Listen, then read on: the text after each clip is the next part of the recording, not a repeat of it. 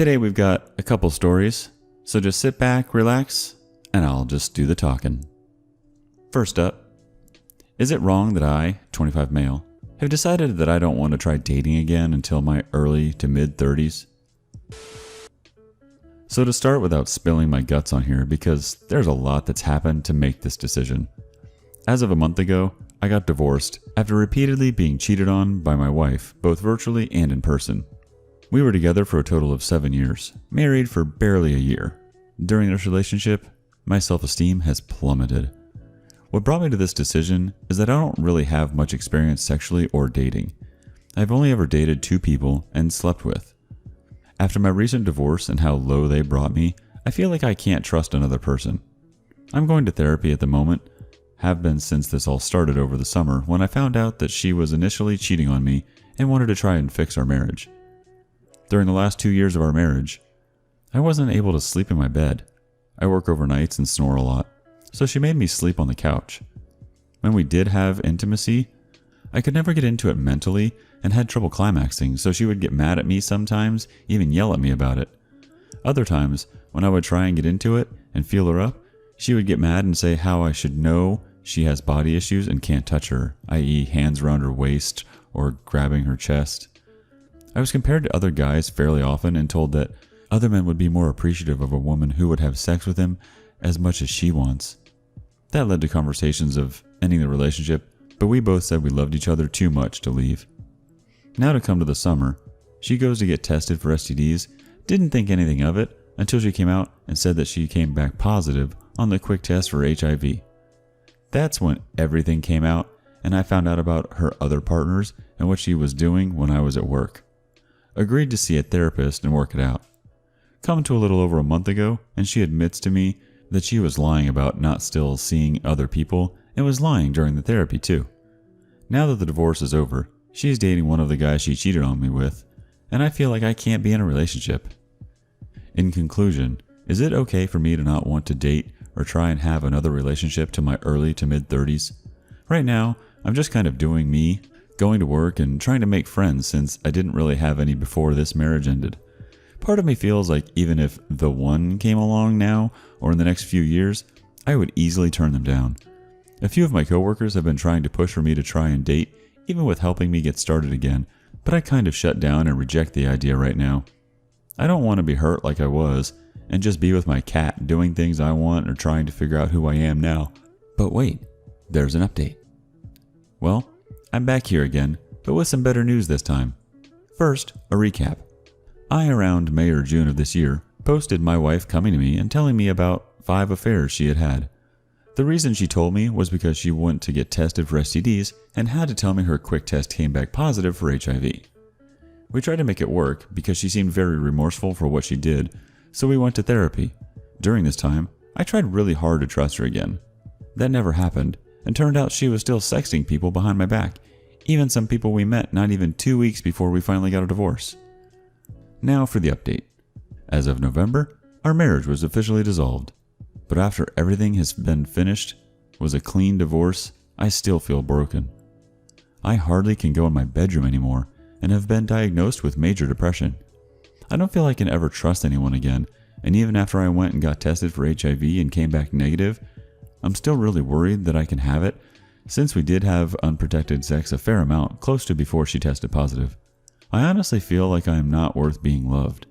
I just started to take medication for my depression, and I'm going to therapy, but I still feel helpless. Does this ever get better? How can you start to trust after such a betrayal? Redo the bedroom. Seriously, redo it.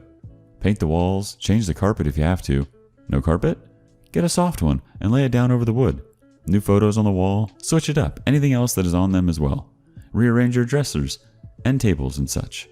Maybe even go Savers or something and get new ones, or paint the ones you have now. Change the curtains, switch the shades, get covers for the light switches so they look different or cute. The biggest one is the bed. Get a new one if you can. If you can't afford a whole new bed, then try to get a new headboard at least. Toss out the pillows, sheets, and blankets and get new ones. Make it your bed, not the one you used to share with her. Change the room completely until you recognize nothing from the old one. Not having to see the bedroom you shared with her day after day will help you immensely. It's going to be okay. That's the mantra you need to keep repeating to yourself. You are going through a tremendous amount of emotional trauma. You're still processing, and probably the shock was so huge that you disassociated just to be functional on your day-to-day. If you're going to therapy, make sure you ask your therapist to test you for PTSD or to refer you to a specialist in trauma, because that's likely what you're experiencing from what you wrote. It's going to take some time, and once things calm down, it's going to hit you real hard. Because once the depression lifts, you're going to be very, very, very angry. That is a good thing because that means your sense of self-worth is returning. Also, once things calm down, the whole thing will hit you real hard. How someone who you married would not only betray you in such a way, but expose you to a horrific disease, which she doesn't seem to be taking seriously if she's still sexting around. It seems your ex-wife has some serious issues. Yes, things are going to be better. But right now, by the simple fact that you're no longer married to such an awful person is enough to be better. Even if I am sure you don't see it that way. Just heal and work on yourself. And don't start a relationship until you're healed. Reach out to friends and family and find activities that engage you with others. You're still young and you have most of your life ahead of you.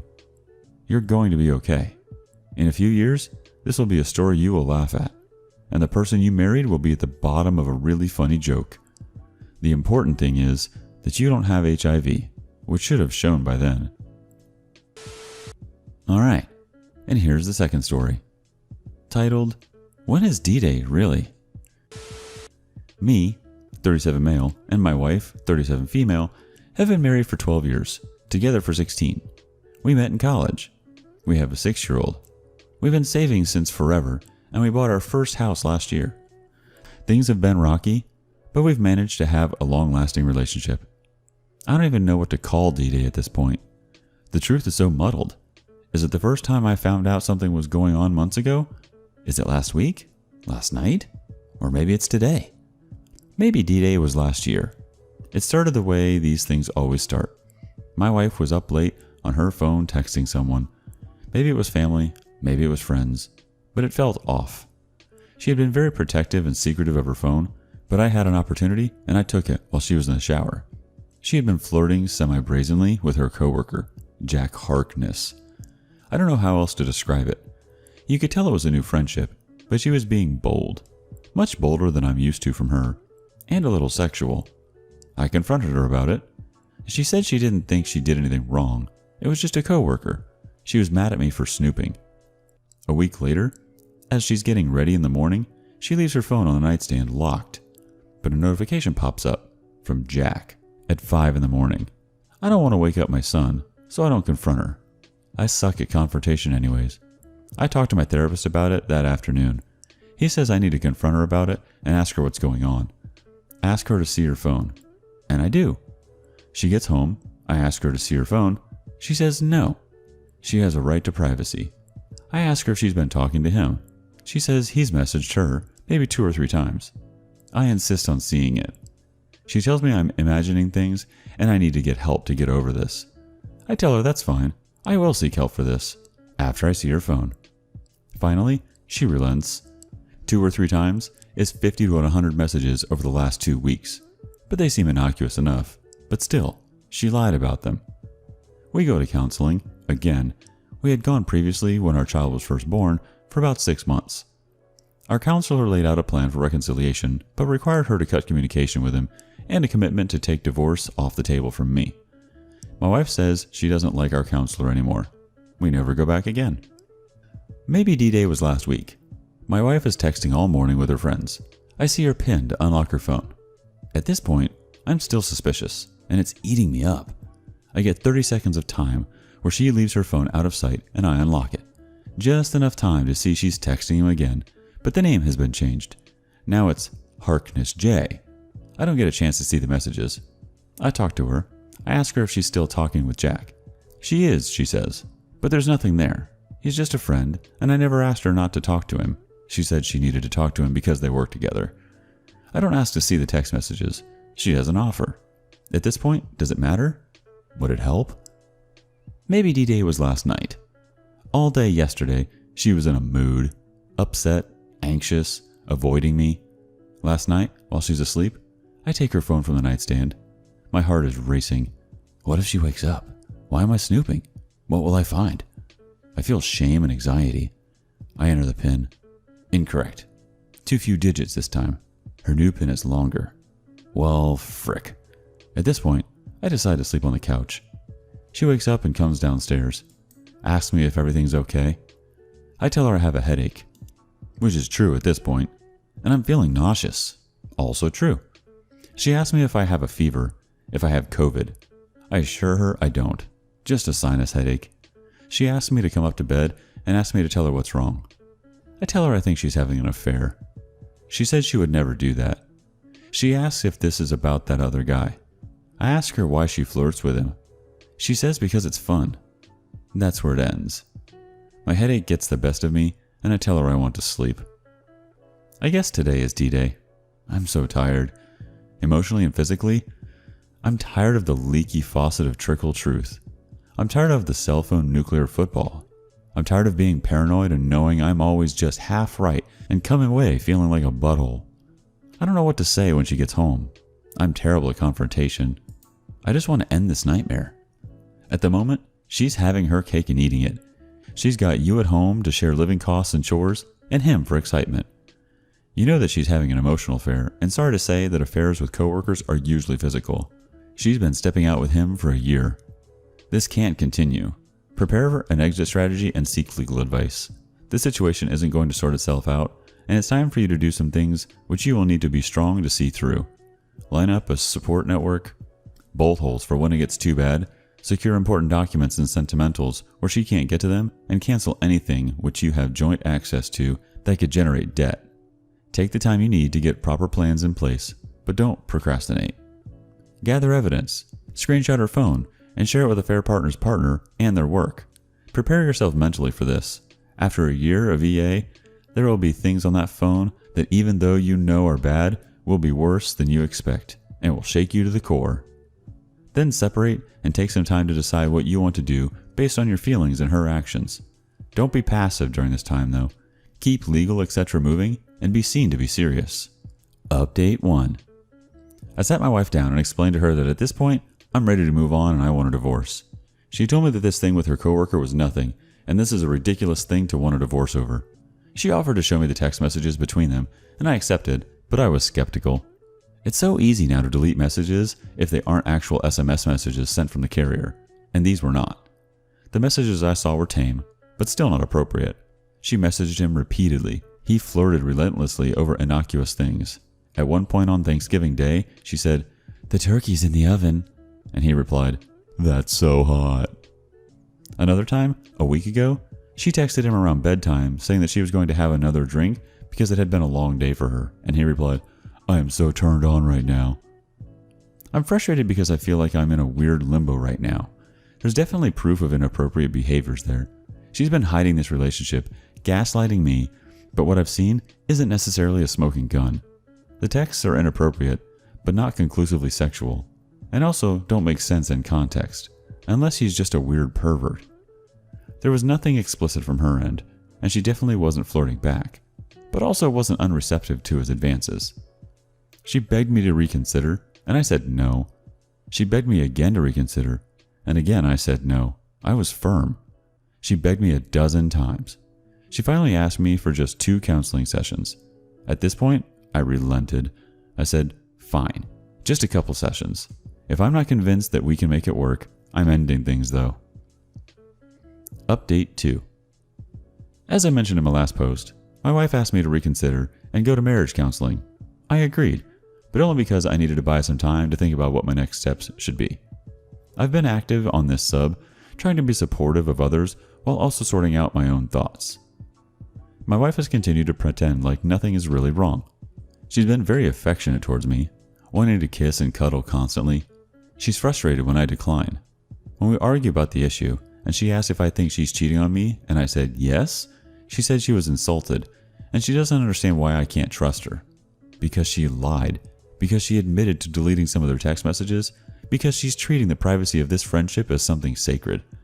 She cried and said that she didn't deserve to be treated like this. Since I didn't have any evidence of anything beyond an emotional affair, I felt I had to give my wife a chance to come clean and start towards reconciliation. I came up with 2 simple requirements for me to stay and work with the marriage counselor. 1. Cease contact with the affair partner. 2. Unlock her phone and allow me to view all messages between her and him. She initially agreed. Since then, she has walked back on both conditions. She's still texting with him, although she insists that it's friendly, but she's also not allowing me to view the messages, or anything else, on her phone. On Friday, I reached out to a divorce lawyer. I have a meeting scheduled for the end of the month.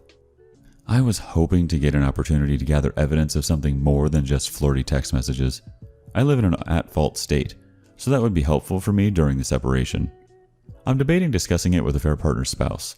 I don't have any proof to provide her that something inappropriate is happening between my wife and her husband. Just, look, they're being inappropriate. But maybe that's worth telling her. I'm ready to move on. This marriage is a lost cause. Update 3. After my last update, all the feedback suggested that I needed to be more direct with my spouse about the situation. I've already contacted a lawyer. We're working on divorce paperwork now. In the meantime, I contacted the affair partner's spouse and shared the known truth and only the known truth with her.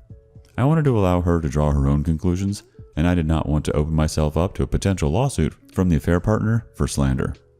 The other spouse was wonderful. She took the news well and seriously. She was concerned about my situation and said she was nervous and unsure about how to approach this. She said she would speak to her husband, and I wished her well.